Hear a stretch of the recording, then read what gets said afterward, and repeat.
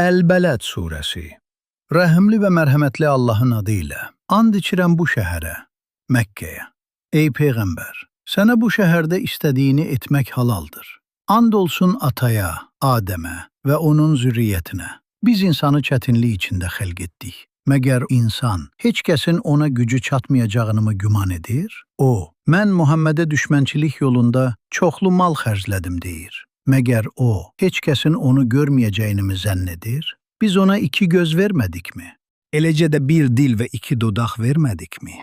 Biz ona 2 yolu, haqqı və batili göstərmədikmi? O sərt yoxuşu aşa biləmədi. Sən nə bilirsən ki, o sərt yoxuş nədir? O, kölə azad etməkdir və ya aclıq günündə möhtaca yemək verməkdir. Qohumluğu çatan bir yetimə, yaxud açlıqdan yerə sərilmiş miskinə, sonra isə iman gətirənlərdən, bir-birinə səbir tövsiyə edənlərdən və mərhəmət tövsiyə edənlərdən olmaqdır. Onlar sağ tərəf sahibləridir. Ayələrimizi inkar edənlər isə sol tərəf sahibləridir. Onları hər tərəfdən qapalı cəhənnəm gözləyir.